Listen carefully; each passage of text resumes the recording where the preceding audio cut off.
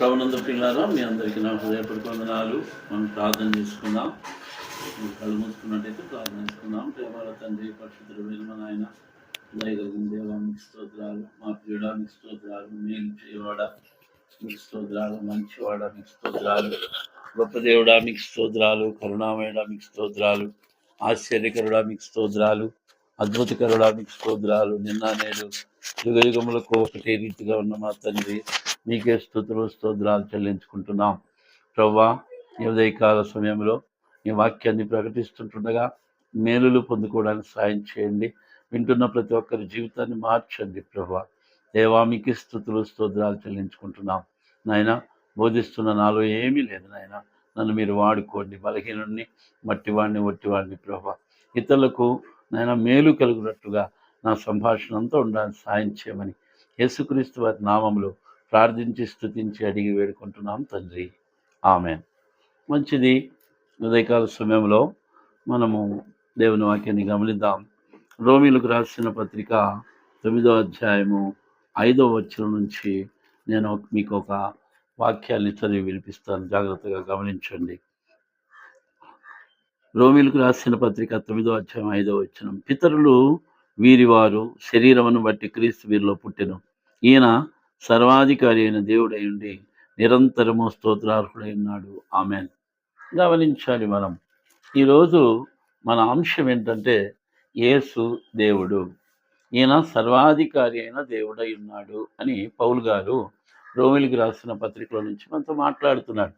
చాలా మందిలో యేసుక్రీస్తు మానవుడని, యేసుక్రీస్తు కేవలము మానవుల కోసం బలి కావడానికి వచ్చినటువంటి వాడని, యేసుక్రీస్తు రక్షకుడని, యేసుక్రీస్తు మరి దేవునికి స్తోత్రం కలుగును గాక మరియమ్మకు పుట్టినవాడని రకరకాలైన భావాలు ఉన్నాయి. కానీ ప్రియులారా, దేవుని వాక్యం ఏం చెప్తుందంటే యేసుక్రీస్తు దేవుడు. ఈరోజు మన అంశము యేసుక్రీస్తు దేవుడు అనే అంశం అన్నమాట. కాబట్టి ఈ ఉదయకాల సమయంలో మనం చదువుకున్న లేఖన భాగంలో ఏమనుంది? ఈయన నిరంతరము స్తోత్రార్హుడైనాడు, ఈయన సర్వాధికారి అయిన దేవుడైనాడు. మనం గమనిద్దాం వాక్యం ఏం చెప్తుంది, యేసుప్రభుని గురించి వాక్యం ఏం చెప్తుందని మనం గమనిద్దాం. యోహాను సువార్త 14వ అధ్యాయం 6వ వచనాన్ని మనం గమనిద్దాం. చాలామంది అంటున్నారు యేసుక్రీస్తు నేను దేవుడినని ఎక్కడా చెప్పలేదు అంటున్నారు. కానీ ఈ వాక్యంలో మనం గమనిస్తే యేసుక్రీస్తు దేవుడినని చెప్పినట్టుగా ఇండైరెక్ట్గా మనకు కనపడుతుంది. డైరెక్ట్గాను కనపడుతుంది. గమనించండి, నేను చదువుతాను. యోహాను సువార్త 14వ అధ్యాయము 6వ వచనం. ఈయన యేసు నేనే మార్గమును, సత్యమును, జీవమును, నా ద్వారానే తప్ప ఎవడును తండ్రి వద్దకు రాడు అంటున్నాడు. నేనే మార్గము, సత్యము, జీవము. జీవము అనే మాట దేవునికి సంబంధించింది, మనం గమనించాలి. యేసుప్రభు అంటున్నాడు నేనే జీవము అని. జీవము అనేది దేవునికి సంబంధించింది. మనం ఒకసారి ఆదికాండము 2వ అధ్యాయము 7వ వచనాన్ని మనం చదువుకుందాం. ఆదికాండము 2వ అధ్యాయము 7వ వచనం చదువుకుందాం.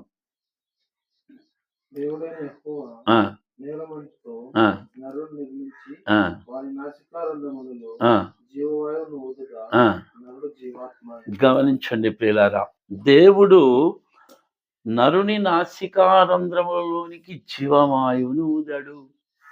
గమనించాలి. యేసయ్య ఏమంటున్నాడు? నేనే జీవం అంటున్నాడు. యెహోవా దేవుడు ఏమంటున్నాడు? దేవుడైన యెహోవా నేలమంటి చేత నరుని నిర్మించి వారి రంధ్రములలో జీవవాయువును ఊదగా నరుడు జీవాత్మ ఆయను అని రాయబడింది. గమనించండి, చాలా మందిలో యేసుప్రభు దేవుడు కాదు అంటున్నారు. కానీ యేసయ్య అంటున్నాడు నేనే జీవము అనే మాటకు అర్థం ఏంటంటే నేనే దేవుడను. ఇంకో మాట గమనించండి. యోహాను సువార్త దయచేసి బైబిల్, యోహాను సువార్త 1వ అధ్యాయము 1 నుంచి 4వ వచనాల దాకా. ఆది యందు వాక్యము ఉండెను, వాక్యము దేవుని యొద్ద ఉండెను, ఆ వాక్యము దేవుడైండెను. ఆయన ఆది యందు దేవుని యొద్ద ఉండెను. సమస్తమును ఆయన మూలముగా కలిగినదేదియో ఆయన లేకుండా కలగలేదు. ఆయనలో జీవముండెను, జీవము మనుషులకు వెలుగైనను. గమనించారా? వాక్యము దేవుని యొద్ద ఉంది. ఆ వాక్యము దేవుడైనాడు. ఆ వాక్యము దేవుడైనాడు. గమనించండి. ఆ వాక్యము దేవుడైన ఆయనలో జీవం ఉంది. ఆ జీవము మనుషులకు వెలిగిస్తుంది. యేసుక్రీస్తు ప్రభువారు డైరెక్ట్‌గా చెప్తున్నాడు, నేనే జీవము. చాలామంది మరి వాక్యం ఎరుగనటువంటి సహోదరులకు, సహోదరులకు మళ్ళీ చాలామంది విమర్శిస్తున్నటువంటి బ్రదర్స్, సిస్టర్స్ కూడా వాళ్ళని కూడా వాళ్ళు కూడా నా అన్నదమ్ములే. వాళ్ళని కూడా నా అన్నదమ్ములుగానే నేను భావిస్తున్నాను. ఎందుకంటే నా ప్రభు అంటున్నాడు, సెలవులో మాట్లాడుతూ అందరి గురించి మాట్లాడుతూ నా ప్రభు అంటున్నాడు, తండ్రి వీరు ఏమి చేయుచున్నారో వీరు ఎరుగను గనుక వీరిని క్షమించము. ఎఫెసీయులకు రాసిన పత్రిక 4వ అధ్యాయం 6వ వచనంలో ఆయన అందరిలోనూ ఉన్నాడు. ఆయన అందరికీ దేవుడుగా ఉన్నాడు. కాబట్టి నా ప్రియ మరి ప్రభువుని ఎరగనటువంటి వారిని కూడా నా ప్రియ సహోదరులు, సహోదరులు అని మాట్లాడుతున్నా. వాళ్ళు కూడా నా అన్నదమ్ములే, నా అక్క చెల్లెళ్ళే, నా తండ్రులే, నా తల్లులే, నా బిడ్డలే, నా కుమారులే, నా కుమార్తెలే. డౌటే లేదు ఈ విషయంలో. అమాయకంగా వాళ్ళకున్న సిద్ధాంతాలను వాళ్ళు మరి దేవునికి స్తోత్రం కలుగును గాక బలోపేతంగా పట్టుకొని క్రీస్తు యొక్క ప్రేమను తృణీకరిస్తున్నటువంటి బలహీనులు, అమాయకులు. ఆ అమాయకుల గురించి ప్రభు మాట్లాడాడు. తండ్రి వీరేం చేస్తున్నారు వీరెరుగని క్షమించమని. నేను ఈరోజు ప్రకటిస్తుంది ఏంటంటే నా ప్రియమైన సహోదరుడా, సహోదరి దయచేసి గమనించండి. యేసయ్య తన నోటితో చెప్తున్నాడు, నేను జీవము. ఈ జీవం ఎక్కడి నుంచి వచ్చింది? ఈ జీవం ఎవరు? యెహోవా దేవుడు. దేవుడైన యెహోవా జీవమై ఉన్నాడు. ఆ జీవమే యేసుక్రీస్తుగా ఉన్నాడు. ఆ జీవమే వాక్యంగా ఉంది. ఆ వాక్యమే జీవంగా ఉంది. యోహాను సువార్త మొదటి అధ్యాయం 14వ వచనం చూద్దాం. యోహాను సువార్త మొదటి అధ్యాయం 14వ వచనం. ఆ వాక్యము శరీరధారి అయి కృపాసత్య సంపూర్ణుడిగా మన మధ్య నివసించెను. తండ్రి వలన కలిగిన అద్వితీయ కుమారుని మహిమ వలె మనము ఆయన మహిమను కనుగొంటే ఇక్కడ చూడండి. మొదటి యోహాను సువార్త మొదటి వచనంలో ఆదియందు వాక్యం ఉండను, ఆ వాక్యము దేవుని యొద్ద ఉండను, ఆ వాక్యము దేవుడై ఉండను. ఆ వాక్యము శరీరధారిగా భూమి మీద నివసించింది, మన మధ్యలోకి వచ్చింది అంటున్నారు వాక్యం. ఆ వాక్యమే శరీరధారిగా వచ్చింది. ఆ వాక్యమే జీవమై ఉంది. అందుకే యేసయ్య అంటున్నాడు, నేను జీవము అని. అందుకే యేసయ్య అంటున్నాడు, నేను జీవమని. దేవుని ప్రియమైన బిడ్డ, ఈ ఉదయకాల సమయంలో ప్రభు మనతో మాట్లాడుతుంది. యేసు దేవుడై ఉన్నాడు. సర్వాధికారి అయిన దేవుడై ఉన్నాడు. నేను ఇంకా మీకు కొన్ని వచనాలను చూపిస్తాను. ద్వితీయోపదేశకాండము 30వ అధ్యాయం 20వ వచనం ఒకసారి చూద్దాం. ద్వితీయోపదేశకాండము 30వ అధ్యాయము 20వ వచనం. ద్వితీయోపదేశకాండము 30వ అధ్యాయము 20వ వచనం. ద్వితీయోపదేశకాండము 30వ అధ్యాయము 20వ వచనం. 30:20.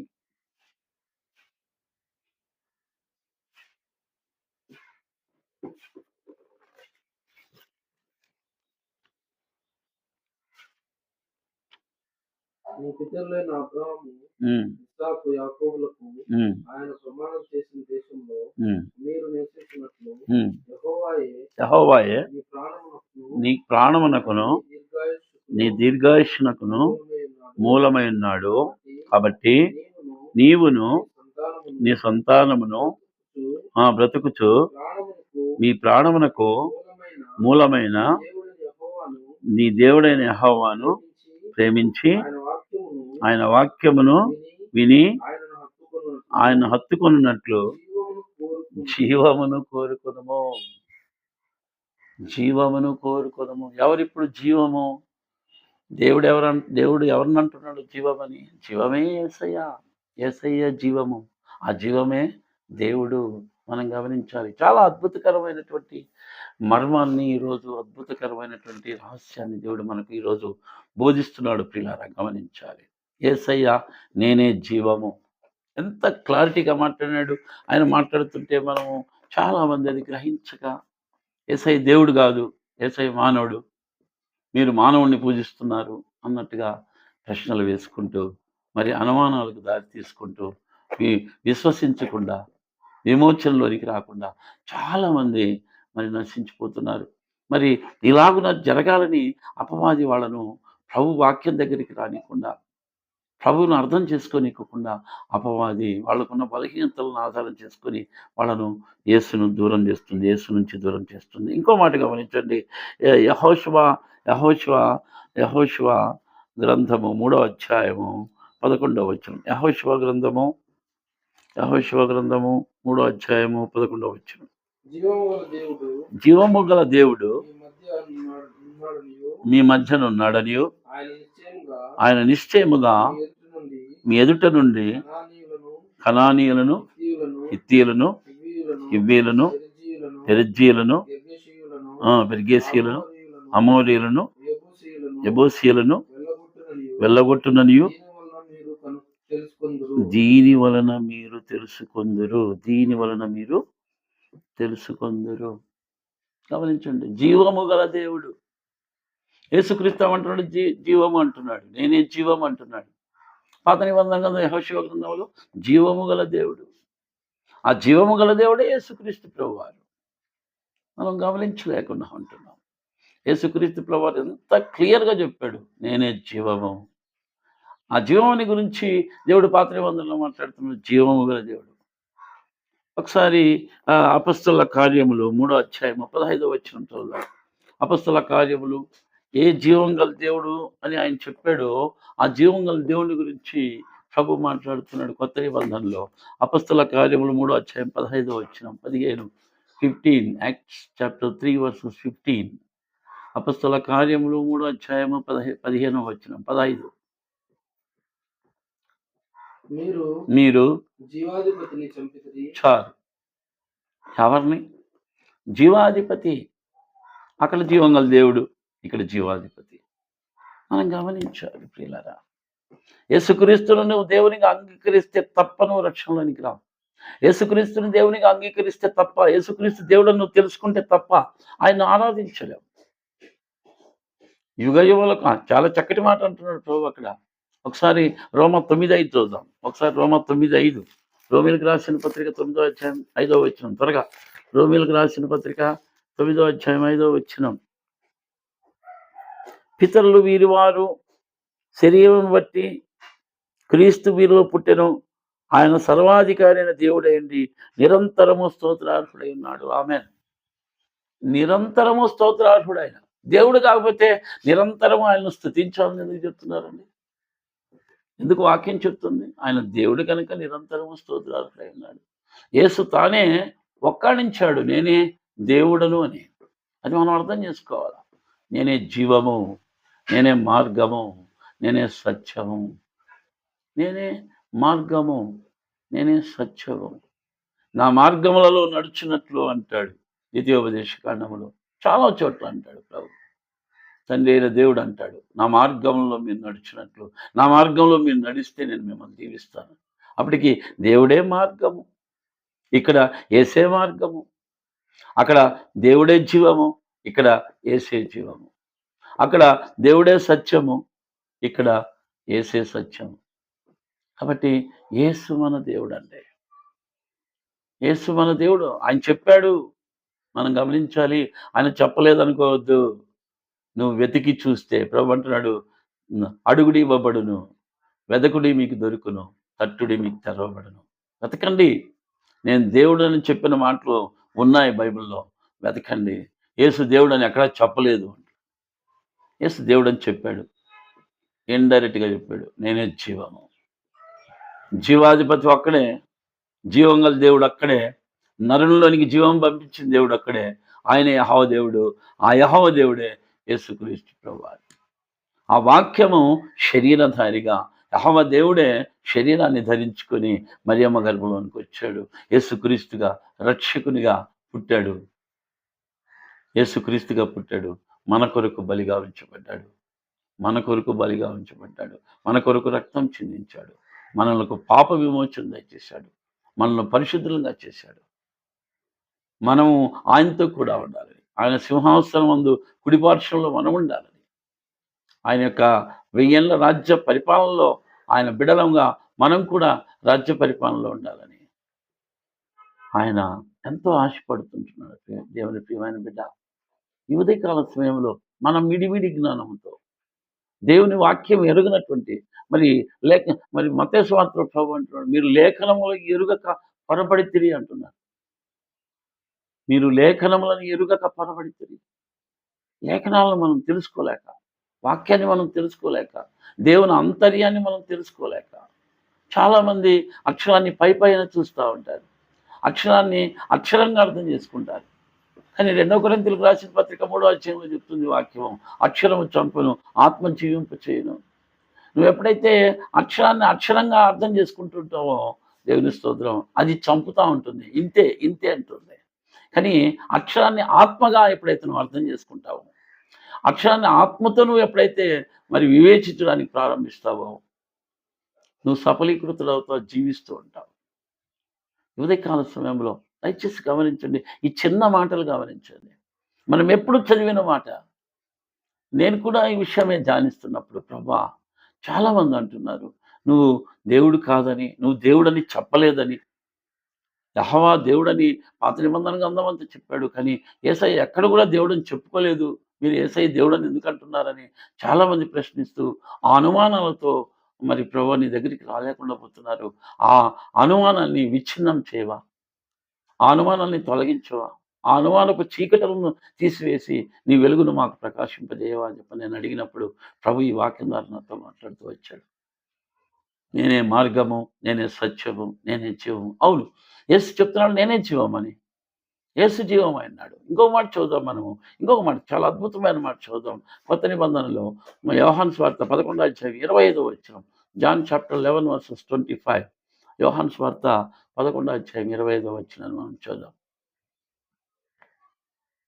బ్రతికి నాయందు విశ్వాసం 11:25.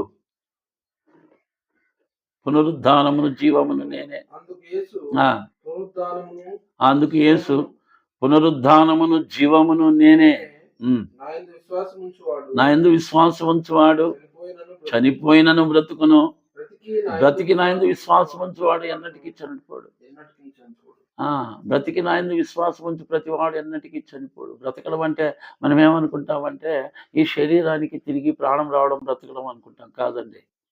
ఎఫెసీయులకు రాసిన పత్రిక 2వ అధ్యాయం 1వ వచనం అంటాడు, మీ పాపముల చేతను మీ అపరాధముల చేతను మీరు చచ్చిన వారై ఉండగా జీవించుచున్నారన్న మాట మాత్రం ఉంది. మనం బ్రతుకుతున్నామన్న మాట ఉంది.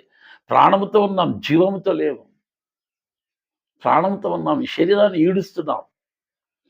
ఈ శరీరాన్ని తిండి కొరకు, బట్ట కొరకు, ఈ లోకం కొరకు ఈడుస్తున్నాం. నువ్వు ఎంత శ్రమించినా, ఎన్నేళ్ళు శ్రమించినా, ఎంత గొప్పవాడమైనా ఒక్క రోజున ఈ లోకాన్ని వదలక తప్పదు.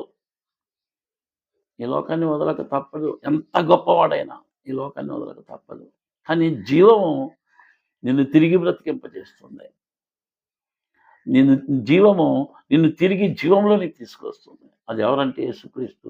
యేసుక్రీస్తుని రక్షకునిగా నువ్వు ఎప్పుడైతే అంగీకరిస్తావో జీవం నీలోనికి వస్తుంది. ఆదాము గారు పోగొట్టుకున్నారు, జీవాత్మను పోగొట్టుకున్నారు, ప్రాణం కలిగి ఉన్నాడు. కాబట్టి ఇది చాలా గొప్ప సంగతులు అండి. మనం ఒకేసారి దీన్ని తెలుసుకోలేము. కాబట్టి ఉదయకాల సమయంలో నేను మీతో మాట్లాడుతుంది ఏంటంటే, యేసు చెప్పాడు నేను జీవము. యేసు చెప్పాడు నేను జీవం. జీవం అంటే ఎవరు? వాక్యము జీవము. ఆ జీవం ఎక్కడుంది? యెహోవా దేవుడే జీవమైనాడు. ఆయన జీవమైన దేవుడుగా ఉంటున్నాడు. యేసుక్రీస్తు జీవాధిపతిగా ఉన్నాడు. యేసుక్రీస్తు జీవమైనాడు. కాబట్టి దేవుని ప్రియమైన బిడ్డలారా, మీ అనుమానాలు తొలగించుకోండి. యేసుక్రీస్తు దేవుడు, యేసుక్రీస్తు జీవము, యేసుక్రీస్తు రక్షకుడు, యేసుక్రీస్తు యెహోవా, యెహోవా యేసుక్రీస్తు, యేసుక్రీస్తే ఆత్మ. ఆ మాట కూడా నేను మీకు చూపిస్తాను. 2వ కొరింథీయులకు రాసిన పత్రిక 1వ అధ్యాయం 1వ వచనం. 2వ కొరింథీ 1వ అధ్యాయం 3వ అధ్యాయము 1వ వచనం. 2వ కొరింథీ మమ్మను మేమే తిరిగి మెప్పించుకొన మొదలు పెట్టుకొనుచున్నామా? కొందరికి కావలసినట్లు మీ యుద్ధకైనను మీ యుద్ధ నుండి అయినను సిఫారసు పత్రికలు మాకు అవసరమా? కాదండి. 3వ అధ్యాయం 17వ వచనం. ప్రభువే ఆత్మ. ప్రభువే ఆత్మ. చాలు. ప్రభువే ఆత్మ. ప్రభువే ఆత్మ, అంతే చాలు. యేసు ప్రభువే ఆత్మ. గమనించండి. యెహోవా దేవుడు జీవము, ఆ జీవము యేసుక్రీస్తు, ఆ యేసుక్రీస్తు ప్రభువు, ఆ ప్రభువే ఆత్మ. ఎంత క్లారిటీగా ఉందండి, ఎంత క్లీన్గా మనకు దేవుడు మన కన్ను ఎదుట ఆ మర్మాన్ని విప్పి మనకు చూపిస్తున్నాడు. మనం అర్థం చేసుకోలేదు. కాబట్టి ఈ ఉదయకాల సమయంలో దయచేసి యేసుక్రీస్తుని ప్రభువుగాను, యేసుక్రీస్తుని రక్షకునిగాను, యేసుక్రీస్తుని దేవునిగాను అంగీకరించి సమస్త విధములైన జ్ఞానముతో నింపబడి క్రీస్తు వలె ఈ లోకంలో నీవును నేనును క్రీస్తు కొరకు జీవించును గాక. దేవుడు తన మాటలు దీవించును గాక. మీ అందరికీ నా హృదయపూర్వక వందనాలు. ప్రార్థన చేసుకుందాం. ప్రేమగల తండ్రి, పరిశుద్ధుడా, ఇచ్చిన అద్భుతమైన మీ మాటల కొరకు, మీ రహస్యం కొరకు వేలాది వందనాలు తండ్రి. మీరు గొప్ప దేవుడు. ఇలాగున అనేక విషయాలు మాతో ముచ్చటించండి. మా హృదయంలో ఉన్న ప్రతి అనుమానాన్ని తొలగించి నైనా మీ మీ పరిశుద్ధ నామంలోనికి మేము కూడా చేరడానికి సాయం చేయండి. మమ్మల్ని పరిశుద్ధులుగా మార్చండి. నేను పరిశుద్ధుని కనుక మీరు పరిశుద్ధులై ఉండడం సెలవిచ్చిన తండ్రి. మేము ఉండగలమని, అలాగ కాగలమని మీరు మాతో మాట్లాడారు ప్రభా. అలా ఉండే భాగ్యం మాకు అందరికీ కలుగు చేసి నైనా మరి ఈ వర్తమానాలు అనేకులకు ప్రకటించే భాగ్యం మాకు కలుగు చేయమని మా ప్రియ రక్షకుడు, మా ప్రియ ప్రభువు, అత్యంత త్వరలో రారాజుగా రానైన యేసుక్రీస్తు వారి నామంలో ప్రార్థిస్తున్నాము తండ్రి. ఆమెన్. దేవుడు మిమ్మల్ని దీవించును గాక. ఆమెన్. అయిపోయినా ఆఫ్ చేస్తా.